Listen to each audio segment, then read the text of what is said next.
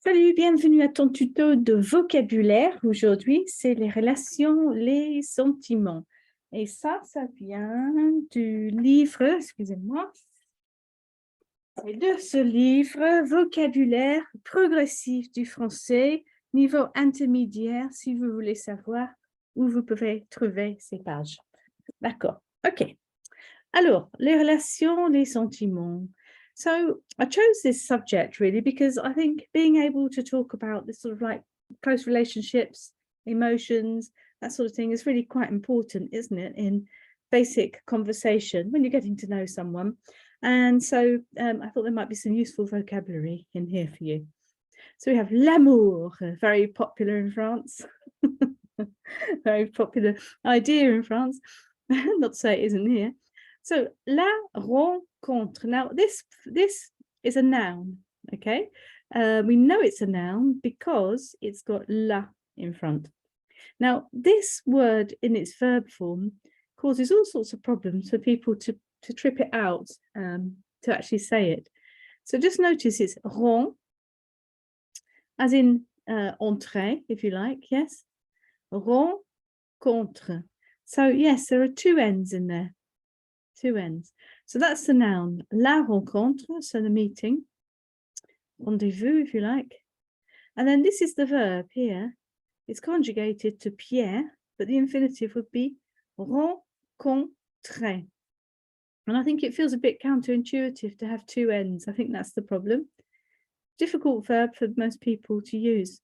It's not that difficult really. Rencontrer. Alors, Pierre rencontre Marianne. Pierre et Marianne se rencontrent. Ils font connaissance. Sounds a bit like a ladybird book, doesn't it? So Pierre meets Marianne. Okay, so rencontre. Pierre et Marianne se rencontrent. Now, what do you notice is the difference between this one and this one? You spotted it, yeah? Now, why is this one reflexive, or in French, pronominal? Why would that be pronominal and not that one? Because Pierre is meeting Marianne. So there's nothing reciprocal going on there. They're talking about Pierre meeting Marianne. But we use reflexive verbs to talk about things that are reciprocal. So they meet each other. So the se is the each other bit. So Pierre et Marianne meet each other. Another way of saying se rencontrer is ils font connaissance. And font, what verb is that there? Font, faire, well done, yeah. So faire connaissance is the infinitive. So they get to know each other. Pierre tombe immédiatement amoureux de Marianne. C'est le coup de foudre. Whoa! So Pierre falls immediately in love with Marianne. It's a thunderbolt, yes? Lightning strike, if you like. Yeah, love at first sight. So, le coup de foudre is like a lightning bolt, and it means love at first sight. Marianne tombe amoureuse de Pierre. So notice that immédiatement amoureuse, so that's an adjective, isn't it, there? Yes, so that means that that's actually Pierre is a noun in the sentence there, so it's agreeing with Pierre. And then Marianne is the noun, so amoureuse is agreeing with her. So that's lucky, she also falls in love with him. Elle est folle de lui. Pierre n'est pas dragueur. Well, that's good too. So she's mad about him. Folle, yes, folle. If it was him who was mad about her, he would be fou d'elle, fou d'elle. Because the folle is the feminine of fou, yeah, mad. Pierre n'est pas dragueur. He's not a flirt. There we go. So that's good. So dragueur. Être dragué is to be flirted with. Dragueur, flirt. C'est Marianne qui le drague. Mais finalement, Pierre lui fait sa déclaration d'amour. So it's Marianne who flirts with him. But finalement, now finalement, what does that word mean? Another one that's a bit controversial. That's not the right word. But finalement means in the end. It doesn't mean, you know, like, oh, something could have happened or not happened. And in the end, yes. So in the end, Pierre gives a declaration of love. Il l'adore. He loves her. C'est la passion. It's passion. Okay. And we've got a nice little picture of them here. Pierre embrasse Marianne. Now, embrasser, we look at the picture. Embrasser is not a hug, and like we were saying, embrace. It's actually a kiss. So, Pierre embrasse Marianne. Pierre et Marianne s'embrassent. So, the same idea up here of it being a normal verb or a reflexive verb. Yes, that was to each other. Ils échangent un baiser. So, they exchange a kiss. Oh. Un jour, ils font l'amour et deviennent amants. So one day they make love and they become lovers. Ils entament une liaison, une relation amoureuse. Now that's a verb you might not know, entamer, which means to start. It's another way of saying to start. So a bit more interesting than always saying commencer. So ils entament une liaison, une relation amoureuse. So they start a relationship. Okay, let's see. I hope it keeps going nicely for them. Okay, so vivre à deux. So living together, yeah, living with two people. Pierre vit seul. Pierre et Marianne se voient chez Pierre. So Pierre lives on his own. Pierre and Marianne se voient. So that's the verb voir, but in reflexive, because of what we said before, it's reciprocal. Yes, it's between, they see each other. It's the each other there, the se. So that's why it's pronominal or reflexive. So they meet at Pierre's place, chez Pierre. Puis Marianne va vivre avec Pierre. Elle s'installe chez lui. Ils vivent ensemble en couple. So Marianne goes to live with Pierre. So vivre, to live. Elle s'installe, she settles in. So that's a great verb, by the way, s'installer. It's always reflexive, that verb. It doesn't change. It's not non-reflexive, and it's one of those ones that's always reflexive. And it's a really, really useful verb because, okay, she's gone to live there. You get the sense of like she's gone to live with him. But if you came around to my house, I might say installez-vous, which is go and sit down, make yourselves at home. So that's a sort of like make yourself at home kind of thing as well. Also, if you were in a restaurant and you wanted to say, oh, can we sit at this table? You don't want to use the verb s'asseoir in that situation because no one would use that verb. This is the verb you'd use. On peut s'installer ici.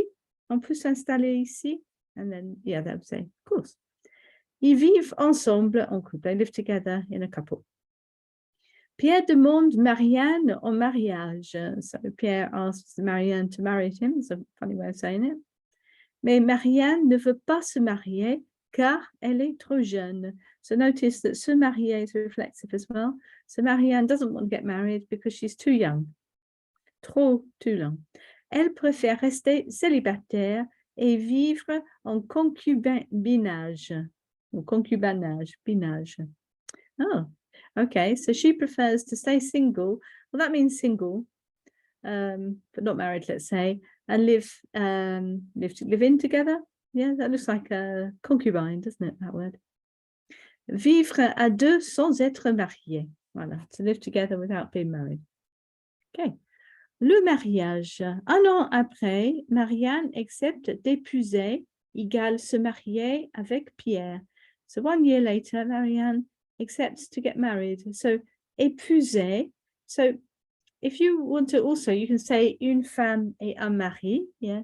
Husband and wife and husband, yeah, or you can say un époux for the husband, une épouse for the wife, and you can also use this verb, which obviously comes from the same source, épouser, and that's accepter de. So she accepts to épouser or se marier avec Pierre. Mais elle ne veut pas se marier à l'église, but she doesn't want to get married at the church. Elle ne veut pas d'un mariage religieux. She doesn't want a religious marriage. Elle préfère se marier à la mairie. Elle préfère un mariage civil. She prefers to get married at the town hall, if you like, la mairie, a civil marriage. And actually, there's a thing now in France, and I can't remember, it's something called like IPAC or something like that. And you can get married without having the full contract of marriage. It's not called marriage, it's like a civil partnership, but anybody can do it. And then some people do that. But I know I've got married that way and sort of like tested it out. And then they've got married the full legal way. So it's quite interesting. So you've got several layers of being married in France. Pierre et Marianne envoient le faire-part de mariage. Les deux meilleurs amis seront le témoin. So Pierre and Marianne send out their invitations. Les faire-part are invitations for something official and formal. And their two best friends are going to be, so they're witnesses, témoins. Après le mariage, les mariés partent en voyage de noces. So after the marriage, the married couple will leave. So partir is always the verb we use for going away on holiday. En voyage de noces, honeymoon. Ils passent le lune de miel, is another way of saying it, obviously the same as for English, yeah? Moon of honey, yes, honeymoon. Yeah, lune de miel à Rome. Ils sont très amoureux, they're very much in love. Ils s'entendent bien, ils sont heureux ensemble. Ils s'entendent, okay, so another reflexive verb, so that means with each other. And that's nothing to do with listening, because you might see the verb entendre. So this is a good example of reflexive verb. So we know that entendre means to hear, but when it becomes reflexive, it means to get along well. Yeah, so it's interesting, isn't it? The reflexive verbs, they really do need a little bit of attention. They do mean something different than the verb just by itself. And they're happy together. C'est une belle rencontre. It was a very nice meeting. Quel beau couple. What a lovely couple. And we were talking yesterday with someone about how do you say hen night or stag night in French. It's quite a mouthful, really. It's l'enterrement de vie de jeune homme ou l'enterrement de vie de jeune femme or jeune fille, de jeune fille. So it's the death of the life of the young man, death of the life of the young woman. That's what or a stag night is. But I do believe there's some letters that you can use. You don't have to say all of that. So there's some letters. Okay, so some remarks down here. Let's see what they have. So, pour désigner l'autre dans une relation amoureuse, on peut dire. Okay, so if you want to say the other person in a loving, a love relationship, romantic relationship, when you're not married, you can use these. Okay, so you've got mon ami, mon ami. So you would know by context, I think, if someone was referring to mon ami, my friend, in the same way you might do in English, when they actually mean boyfriend or girlfriend. Yeah? Mon petit ami, ma petite amie. I think we know that one. Mon petit, don't need the petit, but you can have it. Mon petit copain, ma petite copine. Mon compagnon, ma compagne.